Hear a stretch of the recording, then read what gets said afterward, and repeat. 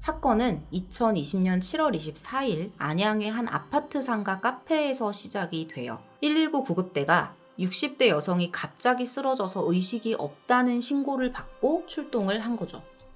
구급대는 현장에서 이 여성의 상태를 체크를 해봅니다. 쓰러진 여성은 해당 카페에서 주방 일을 한다고 알려진 박 씨였고요.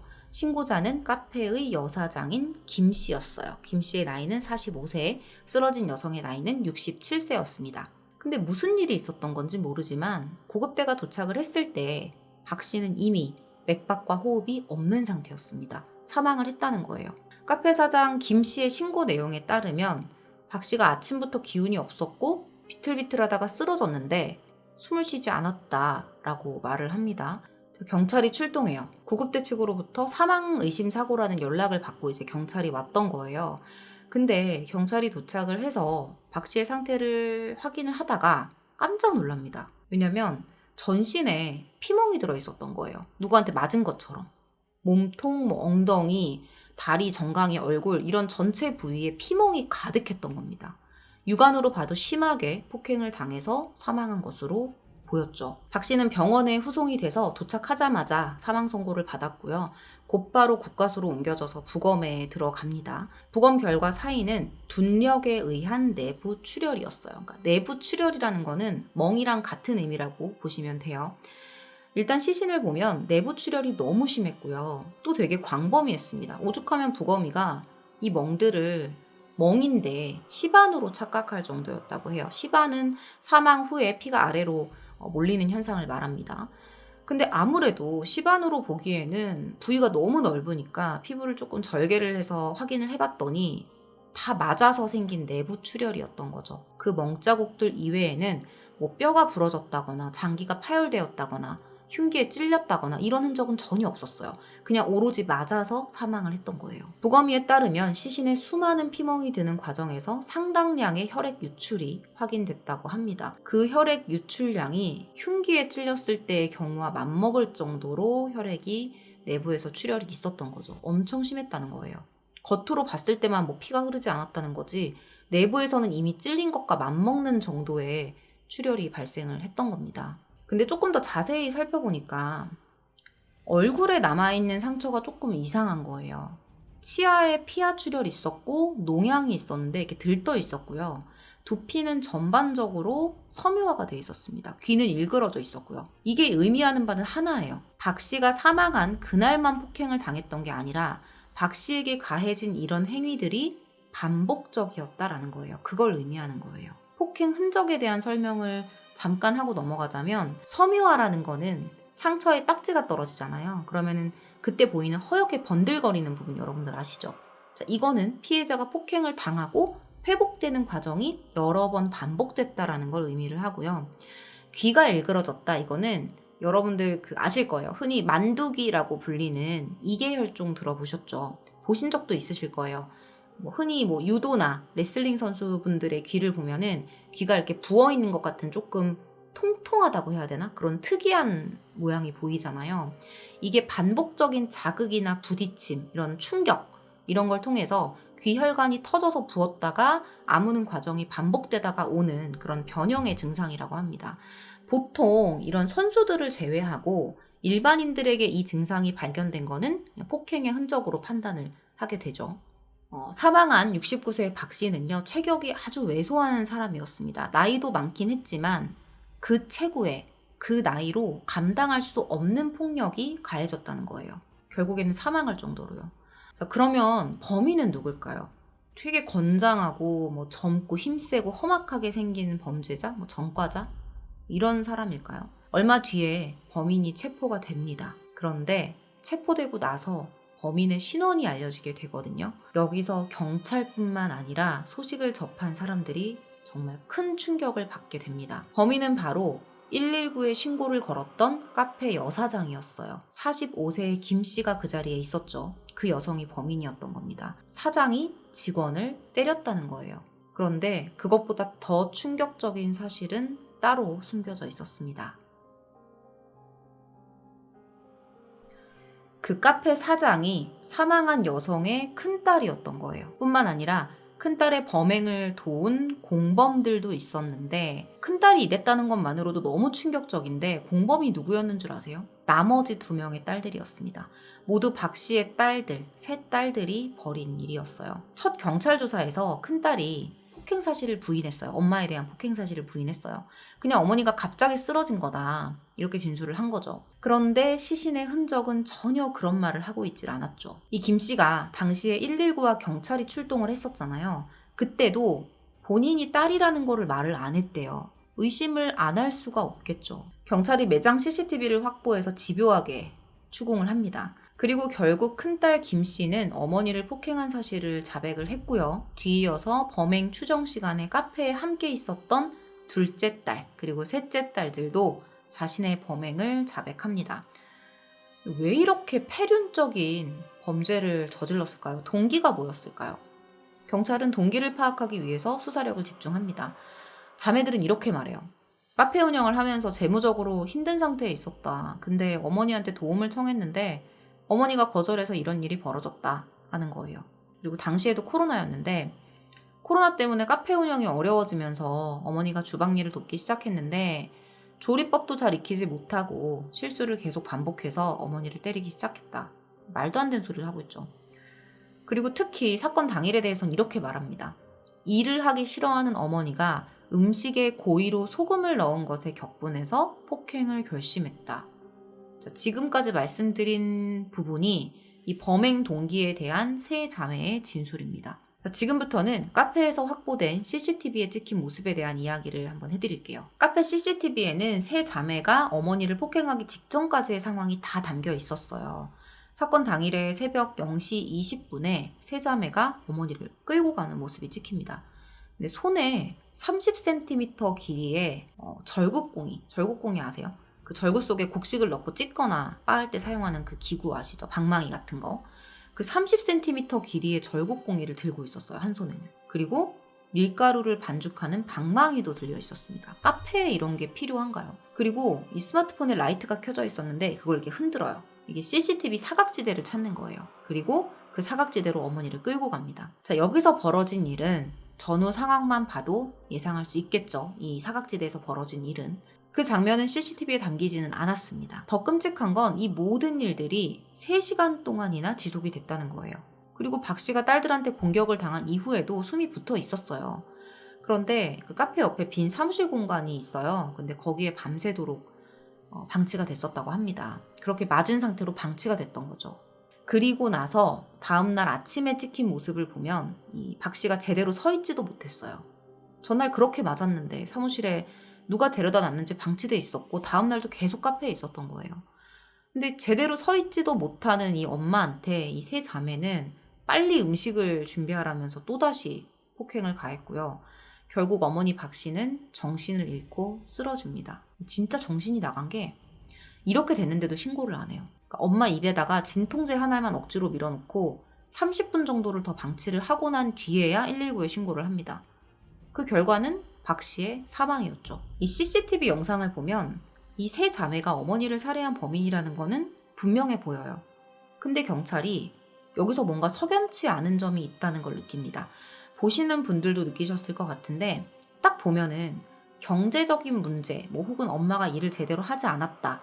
이런 문제로 범행을 저질렀다라고 얘기를 했는데 이게 그냥 정말 정상적이지 않은 한 사람과 어머니 1대1의 관계에서는 그런 일이 있을 수도 있겠지. 요새 별의별 일들이 다 벌어지니까요. 그런 일이 있을 수 있겠지라고 생각할 수 있는데 이게 한 사람이 아니라 이 3사람이 동시에 어떤 동일한 동기를 가지고 엄마에게, 그것도 엄마한테 이런 짓을 저지른 거잖아요. 셋이서 한 마음인 것처럼. 그게 좀 많이 이상하잖아요. 여기까지는 제 생각이고요. 경찰이 당시에 석연치 않다고 느꼈던 부분은 4가지였습니다. 첫 번째로 동기에 비해서 범행 수법이 너무 잔인했다는 거. 그리고 2번째로 어머니가 경제적 도움을 거절했다는 실질적인 어떤 기록이 발견되지 않았다는 거. 그리고 3번째, 갈등이 심화되거나 어떤 감정이 고조되는 그런 과정이 없이 갑작스럽게 어머니를 끌고 가서 범행을 저질렀다는 거. 4번째로는 어머니가 사망하고서 본인들이 얻는 경제적 이익이 실제로 없었다는 거예요. 그런데 죽였다는 겁니다. 이렇게 4가지예요. 경찰이 구체적인 제대로 된 범행 동기를 파악하기 위해서 이 세 자매의 휴대폰을 압수해서 포렌식을 합니다. 그리고 정말 결정적인 실마리를 잡게 돼요. 소름 돋으면서 또 이거구나 싶더라고요. 이 세 자매에게 폭행 및 살해 행위를 지시했던 이 배후의 존재를 파악한 거예요. 또 누군가 있었다는 거예요. 그 존재가 수면 위로 떠오르면서 이 사건의 더욱 충격적인 사실들이 밝혀지기 시작했습니다. 이 세 자매의 휴대폰을 살펴보니까 공통적으로 유독 한 사람과 거의 수천 개의 메시지를 주고받은 게 발견이 된 거예요. 상당수는 이제 큰딸과 주고받은 메시지였어요. 그 배후에 있는 인물과 큰딸이 주고받은 메시지가 되게 많았어요. 그 내용이 대부분이 뭐였냐면 어머니 박 씨에 대한 폭행을 지시하는 내용이었습니다. 배우의 정체가 궁금해지죠. 누구였냐면 살해당한 박 씨의 30년 지기 지인 진 씨였습니다. 나이는 같았어요. 평소에 이 세 자매가 진 씨를 이모라고 부르면서 따랐던 사람이고요. 그리고 이들이 운영했던 이 카페의 상가 소유주의 아내였습니다. 거의 매일 고급 외제차를 몰고서 이 카페를 드나들면서 사장 행세를 했었다고 해요. 주변인들은 이 사람이 엄청난 재력을 가진 사람이라고 기억을 하고 있었고요. 근데 일단 중요한 건 진 씨가 왜 자신의 지인의 딸들에게 폭행을 지시했냐는 거예요. 이게 정말 중요한 거죠. 사건 초기에 이 사건이 진 씨가 무속인이고 무속인의 사주를 받은 세 자매가 친모를 살해했다. 이렇게 보도가 됐었거든요. 근데 실제로 진 씨는 무속인이 아니었습니다. 근데 왜 이런 무속인이라는 보도가 나왔을까요? 이유는 자매들과 나눴던 문자 메시지 때문이었어요. 수개월에 걸쳐서 이 사람들이 문자를 주고받았는데 이게 도무지 일반 상식으로는 이해할 수 없는 내용으로 가득했습니다. 어떤 내용이었냐면 자기가 모시는 신이 어머니를 좋게 보지 않고 있다. 정치인, 재벌가 등과 연결될 수 있는 좋은 길을 타고난 딸들인 너희들이 니네 어머니 때문에 기가 막혀 있다. 안타깝다. 그분이 노하셨다. 엄마를 혼내줘라. 이런 문자를 주고받은 거예요. 그러면서 좋은 길을 쌓을 수 있는 방법이라고 알려준 게 있어요. 뭐였냐면 이 세 자매에게 어린 애들을 돌보라고 합니다. 근데 그 어린 애들이 자기 손주들이었어요. 그래서 이 세 자매와 어머니가 이 카페와 진 씨의 집을 왔다 갔다 하면서 아이들의 빨래, 식사 이런 걸 챙겼습니다. 대가는 당연히 없었고요. 그런데도 진 씨의 이런 이해할 수 없는 말이나 지시 이런 것들에 대해서 세 자매는 그야말로 복종하듯이 따랐습니다. 완전히 정신적으로 종속된 모습이 보이죠. 검찰 공소장에 따르면 시간이 지날수록 진 씨는 자신의 손주들을 챙기는 박 씨가 마음에 들지 않는다면서 트집을 잡았고 세 자매에게 어머니를 폭행하도록 사주했다고 합니다. 진 씨는 대통령까지 언급을 했어요. 그러면서 어머니를 정신 번쩍 들게 혼내라. 둘째와 셋째 너네들도 같이 잡아라. 이렇게 구체적인 지시를 내립니다. 그런데 이 문자를 받은 큰딸의 대답이 진짜 충격이었어. 저는 이때 막 어떻게 이래? 이걸 제가 읽기도 무서운데 뭐라고 얘기를 하냐면 이 문자에 대해서 어떻게 대답을 하냐면 대가리를 깨서라도 잡을게요. 이게 큰딸의 대답이었어요. 엄마를 때리라고 하는 생판 남의 지시에 대해서 이런 대답을 한 겁니다. 정신이 완전 나간 거예요. 그냥 이건 정신이 나갔다고 볼 수밖에 없죠. 그리고 사건 당일이 됩니다. 세 자매는 진 씨와 문자를 나눈 직후에 어머니를 폭행하기 시작해요. 진 씨가 사건 전날에 보낸 문자 내용을 잠깐 읽어드릴게요. 엄청 잡아놓아라. 길을 방종하게 하면 안 돼. 잡아서 묶어라. 거짓말, 눈속임, 변명, 교활 모두 지금 수치가 넘고 있다. 말투도 극혐이야. 이렇게 말을 했대요. 자, 이런 문자가요. 큰딸이 119에 신고하기 30분 전까지도 이런 식의 문자가 계속 전송이 됩니다. 날 밟고도 때렸었잖아요. 그 전날 때리고 날 밟고도 때렸었잖아요. 계속 문자로 조종을 당했던 거죠. 진짜 막 고구마 먹은 것 같아. 가슴이 막 턱 막히는 느낌이에요. 근데 이상하죠? 근데 이렇게까지 할 수 있다는 게 이상하죠? 진 씨는 무속인이 아니잖아요. 근데 왜 그분 뭐 이런 말을 언급하면서 세자매를 조종했던 걸까요? 그리고 세자매는 진 씨의 이런 말들을 왜 그렇게도 맹신을 했던 걸까요? 지금까지 보면은 경찰이 사건의 배후까지 파악을 한 상태인데 여전히 납득하기 어려운 부분이 많았다고 합니다. 자, 사건의 배후가 드러났어요. 문자 내용까지 누가 봐도 지시받고 한 짓이라는 걸 부인할 수 없는 상황이잖아요. 그런데도 이 세자매는 입이라도 맞춘 것처럼 진 씨와 이 사건의 연관성을 끝까지 아니라고 잡아뗍니다. 진 씨는 사건과 관련이 없고 어머니가 경제적 도움을 주지 않은 것이 범행의 동기입니다. 이렇게 계속 말을 하는 거예요. 엄마가 죽었는데도 여전히 진 씨를 감싸고 있는 거예요. 정신이 나갔는데 돌아오질 않는 거예요. 엄마가 죽어도. 오히려 진 씨를 감싸려고 자신들에게 불리한 주장을 계속합니다. 조사 결과 세 자매가 경제적 어려움에 있었던 거는 맞아요. 근데 알고 봤더니 1년 전만 해도 이 세 자매의 상황이 그렇게 어렵진 않았다고 합니다. 오히려 여유가 좀 있는 상태였어요. 2019년에 아버지가 사망하면서 아파트 한 채와 현금을 상속받았던 거죠.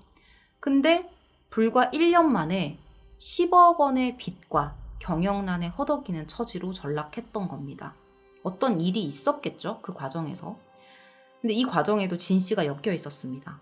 돈이 빠질 리가 없어요. 돈과 관련된 걸로 연결이 되어 있었던 거예요. 이 세자매의 아버지가 사망을 하고서 얼마 뒤에 큰딸이 갑자기 이 진 씨의 남편이 소유하고 있었던 상가를 매수해요. 이 큰딸은 이 아파트 상가 2층에 있는 5개의 점포를 진 씨로부터 8억 5천만 원에 매수를 했는데요. 이게 문제는 시세의 2배가 넘는 금액이었다는 거예요. 다 해서 이렇게 많은 돈을 주고 살 정도의 상가는 아니었다는 거죠. 입지가 그렇게 좋지가 않았어요. 심지어 카페를 제외하고 이제 나머지 4개 점포는 공실이에요. 세입자가 없었던 거죠. 판 사람은 진 씨였습니다. 이걸 몰랐을까요? 그러니까 처음에 이 카페에 왔다 갔다 하면서 사장 행세를 했다고 했는데 그때도 이미 진 씨는 카페를 넘긴 상태였기 때문에 자기 카페도 아니었는데 왔다 갔다 하면서 주인 행세를 했던 거예요. 이렇게 시세 차익이 많이 날 거라는 걸 당연히 알고 한 행동이겠죠. 말도 안 되는 가격으로 넘긴 거예요. 그리고 이런 걸 매수할 때 드는 비용이라는 게 있어요. 우리가 집을 살 때도 세금을 내고 팔 때도 세금을 내고 가지고 있을 때도 내는 것처럼 이 매수 비용, 세금 이런 걸 대야 되는데 돈이 없는 거예요. 그래서 은행에서 무려 10억을 대출받았다고 합니다. 그리고 이 과정에서 아파트와 상가를 담보로 잡았던 거예요. 갚을 능력도 되지 않는 사람들이 이 한 번의 거래로 넘치는 원금을 상환해야 되고 이자까지 감당을 해야 하는 그야말로 엄청난 경제적인 손실을 지속적으로 계속 입게 된 거죠. 아버지한테 현금을 상속받았다고 했잖아요. 그 돈도 어디로 간 건지 알 길이 없었다고 합니다. 진 씨한테 넘어갔을 가능성이 높죠. 이렇게 자금 순환이 전혀 안 되니까 완전 최악으로 가고 있었겠죠? 그런데 그럼에도 세 자매는 진 씨에게 계속 의지합니다. 전문가는 이 사건을 전형적인 가스라이팅 사건으로 판단을 했어요. 제가 아까 말씀드린 것처럼 한 사람이 아니라 여러 사람이 상식적이지 않고 이해할 수 없는 행동을 공통적으로 벌이고 있는 게 과연 경제적인 문제 하나 때문일까? 라는 말씀을 제가 드렸었잖아요. 진 씨는 일가족 전체를 소나기에 넣어서 통제하고 조종을 하면서 영향력을 과시했고요. 자존감을 거기서 찾는 이상 범죄 심리의 전형적인 특징을 보였습니다. 이 가스라이팅은 단시간에 진행된 게 아닐 거예요. 피해자를 알고 지낸 30년 동안 꾸준히 진행이 됐을 거고 때문에 이 친모를 폭행하라는 지시마저 따르게 됐을 겁니다. 단시간에 진행되지 않았을 것이라고 말하는 그 이유가 있어요. 경찰이 이 가족의 과거 행적을 조사를 했거든요. 여기서도 가스라이팅의 흔적이 발견이 된 거예요. 과거에 이 세 자매가 아버지한테도 이런 짓을 했던 겁니다. 집에서 쫓아내기까지 했었고요. 이 사건이 발생하기 10년 전에 2010년쯤에 세 자매가 망치를 들고 이유 없이 아버지를 공격했던 거예요. 똑같은 짓을 했던 거예요. 과거에도. 근데 이 세 자매의 폭행을 지시한 사람이 누구였을까요? 박 씨였어요. 어머니 박 씨가 지시한 거예요. 아빠를 때리라고. 그리고 이 배후에는 역시 진 씨가 있었습니다. 이 가정이 30년 전에 식료품점을 운영을 했었대요. 근데 이 부부가 정말 원래 사이가 정말 좋은 부부였대요. 근데 그 당시에 이 같은 상가에서 진 씨가 문방구를 하고 있었던 거예요. 그때부터 알게 된 거죠. 그러면서 이 두 사람이 친해졌는데 근데 반대로 이 두 사람이 친해지면 친해질수록 박 씨와 남편의 관계는 점점 나빠지기 시작합니다. 지인들의 증언이 있었어요. 진 씨가 그때부터 박 씨한테 너 그 남편이랑 살면은 너 일찍 죽을 거야. 너 단명할 거야. 이런 말을 계속하면서 박 씨를 현혹시키고 세뇌시킨 거예요. 근데 이 말을 믿게 되나요? 이런 말을 하는 걸 믿게 되나요? 시간이 지날수록 진 씨의 계획대로 부부 사이는 멀어지기 시작했고요. 급기야 이혼과 재산 분할까지 박 씨가 요구하게 됩니다. 아버지 입장에서는 사이도 좋은 부부였는데 얼마나 황당하고 화가 나겠어요. 그러니까 진짜 진 씨를 잡아다가면 어떻게 하고 싶었을 것 같아요. 가정을 지키겠다면서 이제 아버지는 이혼을 계속 요구하는 걸 거절했었는데요. 이혼하자, 안 한다, 재산 분할하자, 이런 갈등 속에서 아버지 집단 폭행 사건이 벌어졌던 거죠. 이것도 진 씨의 지시가 분명히 있었을 겁니다. 이후에 이 세 자매의 아버지는 쫓겨나요. 그리고 혼자 떨어져 살면서 택시 운전 일을 계속했고요. 그걸로 생계를 유지했다고 합니다. 그런데 진 씨가 진짜 뻔뻔한 게 아버지가 혼자 남았잖아요. 근데도 전화를 해서 지금 남은 가족들, 딸들이랑 와이프랑 세금도 못 내고 있다 이러면서 돈을 자기가 와서 직접 뜯어갔대요. 이런 인간이 존재한다는 게 제가 사건을 매일 보는데도 아 진짜 이런 사람이 있다고? 이 믿어지지가 않는 거예요. 가상의 인물 아니야? 이거에 속는다고? 이런 생각까지 하게 되더라고요. 제가 그거를 뭐 감히 이해하고 판단할 수는 없지만 진짜 그런 생각까지 들더라고요. 자, 아버지는 이런 상황 속에서도 언젠가는 같이 살 수 있다고 믿었어요. 그런데 너무나 안타깝게도 2019년 췌장암으로 쓸쓸히 생을 마감합니다. 이건 진짜 보통 죄가 아니죠. 진 씨는 오랜 시간에 걸쳐 부부 사이를 갈라놓고 세 자매의 아버지를 제거했고요. 부모 자식 사이를 이간질해서 어머니를 죽이게 만들었습니다. 한 가정을 철저히 파괴해서 큰 경제적 이득을 챙긴 진 씨는 존속 상해 교사 혐의로 경찰에 구속이 됩니다. 세 자매는 가정이 파탄나고 엄청난 경제적 피해를 입었음에도 진 씨가 오히려 고마운 존재라고 옹호를 했대요. 자신들의 범행은 인정하지만 진 씨가 사주했다라는 혐의는 끝까지 부인했다고 합니다. 이렇게 어떻게 이럴 수가 있을까요? 이거 여러분 진짜 이거는 가스라이팅 진짜 무서운 거예요. 이게 칼을 들이대지 않았는데 이런 행동을 할 수 있다는 거는 정말 이거는 조심해야 될 것 같아요. 여러분들도. 재판에 세 자매와 진 씨가 나란히 섰습니다. 1심 재판부는 첫째 딸에게 징역 10년, 둘째와 셋째 딸에게 징역 7년, 그리고 범행을 사주한 진 씨에게는 징역 2년 6개월을 선고했습니다. 2년 6개월. 불구속 상태에서 재판을 받던 진 씨는 선고와 함께 법정 구속됐습니다. 2021년에 대법원이 모든 항소를 기각하고 원심을 확정하면서 형이 모두 확정이 됐어요.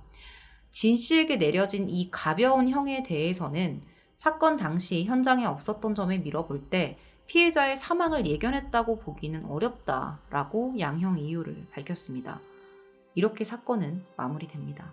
아니 딸이 대가리가 깨질 때까지 때리겠다고 했다는데 그거를 사망할 줄을 몰랐다고 본 거예요? 여러분 내용 들으시면서 어떤 생각 드셨어요? 저는 일단은 사람을 정말 잘 만나야 된다라는 생각을 첫 번째로 이번에 또 하게 됐어요. 물론 이 세 자매의 죄가 단순히 사람을 잘못 만났기 때문이다. 그거 하나만 가지고 놀 수는 없어요.